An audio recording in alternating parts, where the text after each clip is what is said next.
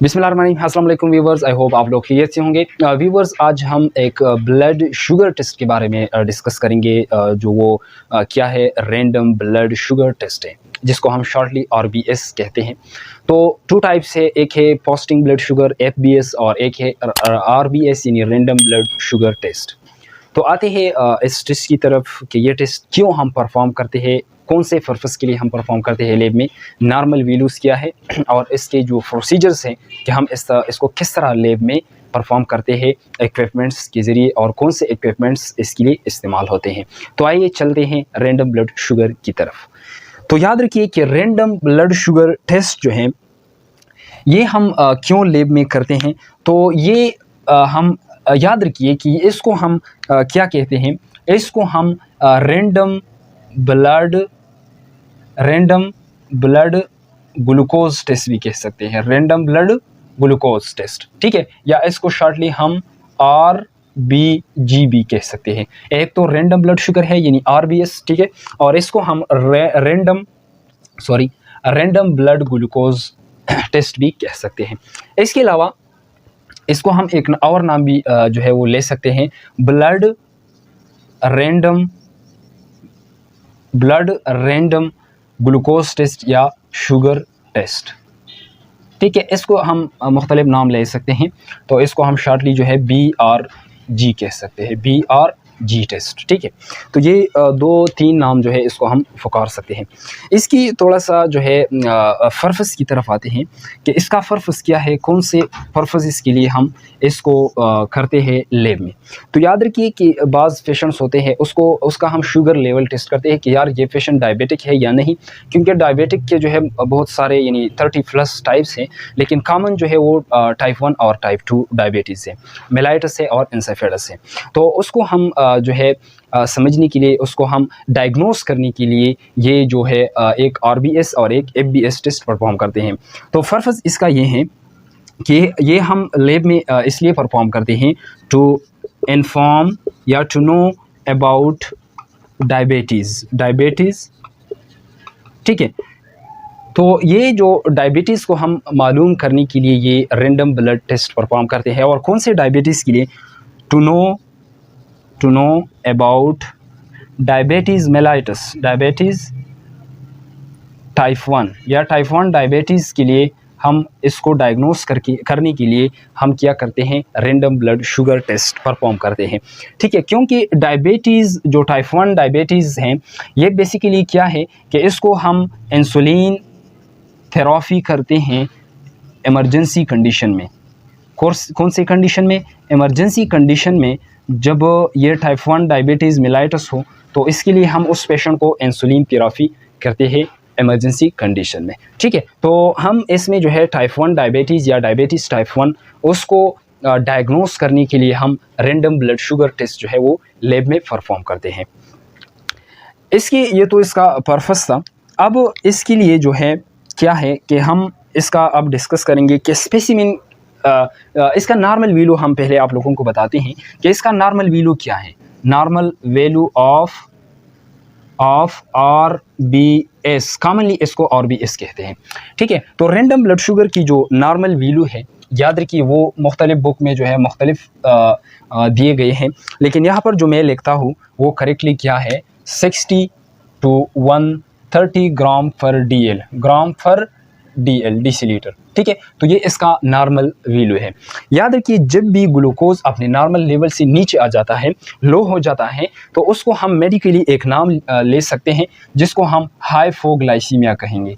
क्या कहेंगे, हाइपोग्लाइसीमिया। जब भी ग्लूकोज ब्लड में अपने नॉर्मल लेवल से जो है वो मतलब डाउन हो जाए तो उसको हम क्या कहते हैं, हाइपोग्लाइसीमिया। इसके अलावा अगर ये जो है 130 से अबाव हो जाए, यानी 130 जो है नॉर्मल वैल्यू है, अगर इससे अबाव हो जाए या इंक्रीज़ हो जाए तो उसको हम फिर हाइपरग्लाइसीमिया कहेंगे। क्या कहेंगे, हाइपरग्लाइसीमिया यानी हाई ग्लूकोज लेवल। तो ये इसका जो है नॉर्मल वैल्यू था, यानी नॉर्मल रेंज। अब इसके लिए स्पेसिमेन कलेक्शन की तरफ आते हैं कि हम इसके लिए कौन सा स्पेसिमेन लेंगे, ठीक है, और कितना ब्लड जो है हम इसके लिए लेंगे और कौन सी ट्यूब में इसको हम डालेंगे जब भी हम पेशेंट से ब्लड लेते हैं। तो मुख्तलिफ टेस्ट होते हैं, तो जो डिफरेंट टाइप्स ऑफ टेस्ट है उसके लिए डिफरेंट एंटीकोगुलेंट्स जो टेस्ट है, वो जो ट्यूब्स हैं, विक्यूनेटर्स हैं, वो हम लैब में इस्तेमाल करते हैं। तो स्पेसिमेन कलेक्शन जो है इसके लिए हमने जो है ब्लड कलेक्ट करना होता है, ब्लड, ठीक है। और कितना ब्लड, तो ये याद रखिए कि 3 से लेकर 5 ml तक ब्लड जो है हम कलेक्ट करते हैं। कौन सी ट्यूब्स में, वो ट्यूब्स जो हैं आप इस ब्लड को डाल सकते हैं। इस ब्लड को जो है आप ग्रीन टॉप ट्यूब में भी डाल सकते हैं, ठीक है। इसके अलावा ये आप रेड टॉप ट्यूब में भी डाल सकते हैं, रेड टॉप ट्यूब। इसके अलावा ये जो ग्रे टॉप ट्यूब हैं, ग्रे टॉप ट्यूब, उसमें भी आप इसको डाल सकते हैं। तो ये तीनों जो ट्यूब्स हैं, विक्यूनेटर्स हैं, वो स्पेसिमेन कलेक्शन फॉर ARBS के लिए हम ये इस्तेमाल करते हैं लैब में। अब फिर इसके बाद जब हम ब्लड लेते हैं उसको ग्रीन ट्यूब टॉप ट्यूब या रेड टॉप ट्यूब या ग्रे टॉप ट्यूब में डालते हैं, तो फिर इसको हम एक मशीन में रख देते हैं जिसको हम सेंट्रीफ्यूज कहते हैं। क्या कहते हैं? सेंट्रीफ्यूज। आप लोगों ने देखा होगा, इस्तेमाल भी किया होगा कि सेंट्रीफ्यूज जो है ये ब्लड को स्पन कर देता है, ठीक है, रोटेट कर देता है, और प्लाज्मा और सीरम जो है वो ब्लड से उसको विक्यूनेटर के अंदर सेपरेट कर देता है। फिर इससे जो है हम टेस्ट परफॉर्म करते हैं।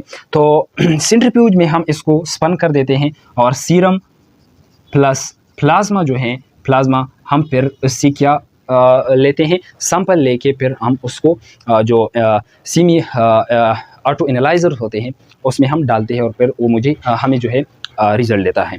तो सीरम प्लस प्लाज्मा जो है ये हम टेस्ट के लिए लेते हैं। अब इंटरप्रिटेशन ऑफ RBS की तरफ आते हैं कि मतलब हमें किस तरह पता होगा, हमें किस तरह पता लग जाएगा कि ये पेशेंट जो है ये डायबिटिक है और ये नॉन डायबिटिक है। तो इंटरप्रिटेशन से हमें पता चल जाएगा। तो हम इस तरह लिख सकते हैं कि इंटरप्रिटेशन ऑफ RBS। तो इंटरप्रिटेशन क्या है? इंटरप्रिटेशन ये है कि अगर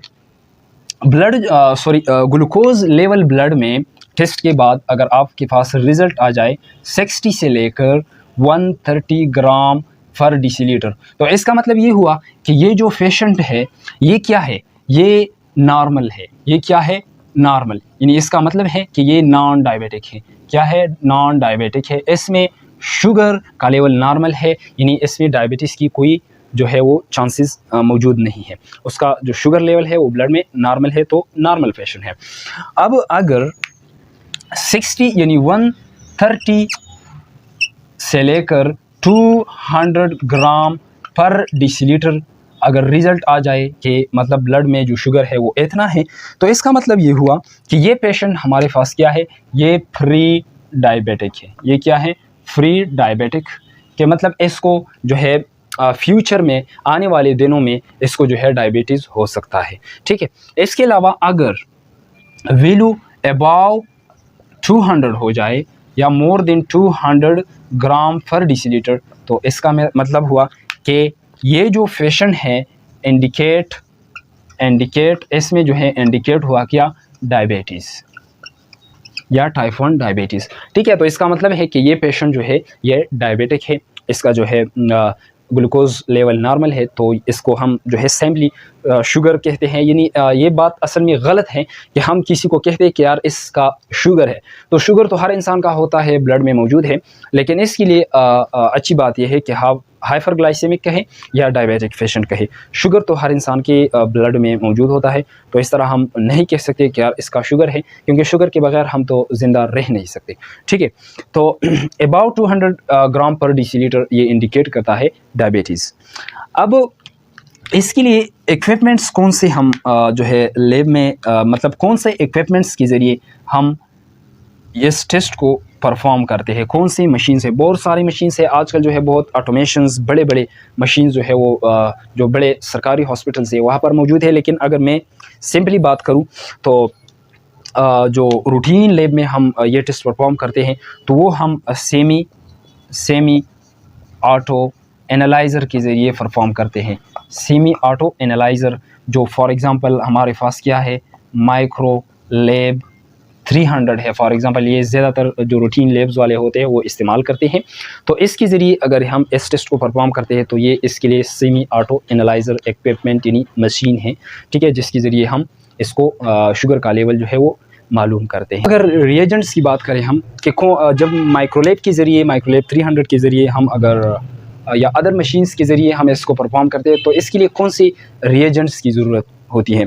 तो इसके लिए बहुत ज़्यादा रिएजेंट्स हैं, तकरीबन 4-5 रिएजेंट्स हैं, लेकिन जो कॉमन है वो क्या है, वो है हमारे साथ फॉस्फेट बफर हैं। इसके लिए हम फॉस्फेट बफर इस्तेमाल कर सकते हैं, ठीक है। इसके अलावा ग्लूकोज ऑक्साइडेज़ हैं, ग्लूकोज ऑक्साइडेज़, ठीक है। इसके अलावा जो है फिनोल्स हैं, सही है।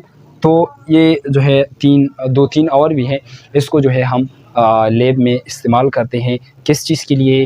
आरबीएस जब हम परफॉर्म करते हैं सेमी ऑटो एनालाइज़र के ज़रिए, तो इसमें हम ये रिएजेंट्स जो है डालते हैं। तो ये हमारे पास क्या था, रिएजेंट्स। इसके अलावा हमने जो है आरबीएस का जो पर्पस था उसको भी हमने डिस्कस किया। स्पेसिमेन कलेक्शन, किस तरह हम स्पेसिमेन को कलेक्ट करेंगे, फिर उसको किस तरह सेंट्रीफ्यूज करेंगे, और प्लाज्मा और सीरम से हम ये टेस्ट जो है फिर परफॉर्म करते हैं लैब में। इक्विपमेंट्स के बारे में भी हमने जो है डिस्कस किया कि इक्विपमेंट्स इसके लिए जो सेमी ऑटो एनालाइज़र है वो इस्तेमाल होता है। इसके अलावा रिएजेंट्स हैं।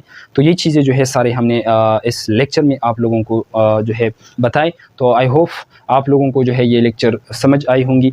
तो इंशाल्लाह नेक्स्ट लेक्चर में जो है हम इसकी प्रोसीजर्स बताएंगे आप लोगों को, और इसके अलावा एफबीएस के बारे में हम इंशाल्लाह डिटेल से डिस्कस करेंगे। हमारे साथ रहिए। Thank you. अल्लाह हाफिज़।